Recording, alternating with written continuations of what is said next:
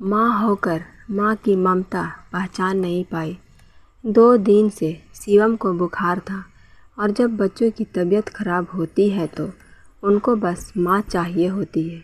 उनको माँ की गोद के सिवा कुछ अच्छा नहीं लगता है। रेखा 2 दिन से शिवम को लेकर परेशान थी ही आज सुबह से पति शेखर को भी बुखार था। रेखा अपने कमरे में बेटे शिवम को लेकर बैठी ही थी।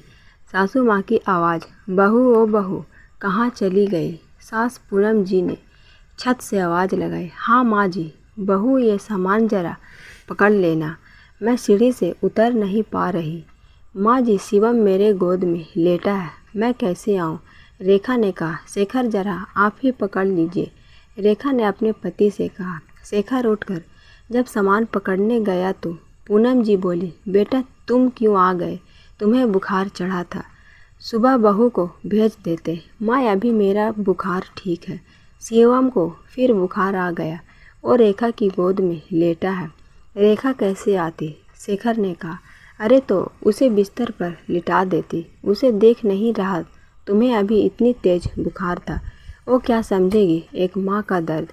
पूनम जी ने गुस्से में कहा। ये सब बातें रेखा सुन रही थी, फिर भी उसने नज़रअंदाज कर दिया क्योंकि अभी वो कोई बात का बतंगड़ नहीं बनाना चाहती थी और उसका 2 साल का बेटा शिवम 2 दिन से बीमार भी था तो रेखा उस पर ध्यान देने में लग गई। थोड़ी देर बाद फिर पूनम जी रेखा पर चिल्लाते हुए बोली, बच्चे को लिटा दो, शेखर के लिए हल्का खिचड़ी या दलिया कुछ बना कर दो, उसे दवा भी तो खाना होगा। माँ जी मुझे याद है शेखर को दवा खानी है, लेकिन माँ जी जैसे मैं जाने को होती हूँ शिवम रोने लगता है, कह रहा है मम्मा मेरे पास ही रहो, बुखार भी बहुत तेज़ है। बुखार में बच्चे कहाँ माँ को छोड़ते हैं, गोद में ही रहना चाहते हैं। ये थोड़ा सो जाए तो मैं बना दूँगी। रेखा ने कहा, दवा खाने का समय निकल जाएगा तो बनाने से क्या फ़ायदा। शेखर इतनी तकलीफ़ में था, उसे समय पर नाश्ता दवा की ज़रूरत है और तुम्हें कोई फ़र्क ही नहीं पड़ रहा, पत्थर दिल हो गया। तुम शिवम को किसी खिलौने या किसी चीज़ में बहला भी सकती हो, कुछ दे दो, खेलो और तुम जाओ बनाओ। पूनम जी ने रेखा से कहा। ये बात अब रेखा के बर्दाश्त से बाहर थी और वो बोल पड़ी, वाह सासू माँ, आपके बच्चे का दर्द और मेरे बच्चे का दर्द वो कुछ नहीं। आप भी माँ हैं, अपने बच्चे के लिए कितना परेशान हो रही है, तब भी आप मेरी भावना नहीं समझ रही। शेखर तो बड़े हैं, वो तो थोड़ी तकलीफ़ बर्दाश्त भी कर सकते हैं, लेकिन शिवम तो बच्चा है, उसे तो अभी ठीक से बोलना तक नहीं आता। मेरे 2 साल के बेटे को बुखार इतनी तेज़ है, वो इतनी तकलीफ़ में है और मैं उसे यूं ही रोता हुआ छोड़कर आपके बेटे के लिए नाश्ता बनाने जाऊं। पत्थर दिल तो आप हैं जो एक माँ होकर दूसरी माँ का दर्द नहीं समझ रही। आप भी तो शेखर के लिए कुछ बना सकती हैं, और नहीं बना सकती तो इंतज़ार कीजिए, कुछ आराम होगा, जब शिवम सो जाएगा तो बना दूंगी।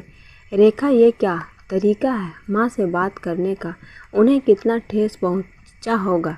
चलो माँ से माफ़ी मांगो, शेखर ने रेखा से गुस्से में कहा। किस बात की माफ़ी शेखर, मैंने क्या गलत कहा, तुम्हें भी अपने बच्चे की फिक्र नहीं। सही है वो माँ है, उन्हें ठेस लग सकती है और मैं भी तो माँ हूँ, मुझे भी उनके इस रवैये से ठेस पहुँचती है। रेखा ने कहा, मैंने तो सिर्फ अपना पक्ष रखा है, मैंने कोई गलती नहीं की जो मैं माफ़ी मांगूं। रेखा ने दृढ़ता से कहा, अगर वो माँ है तो उसको समझना चाहिए।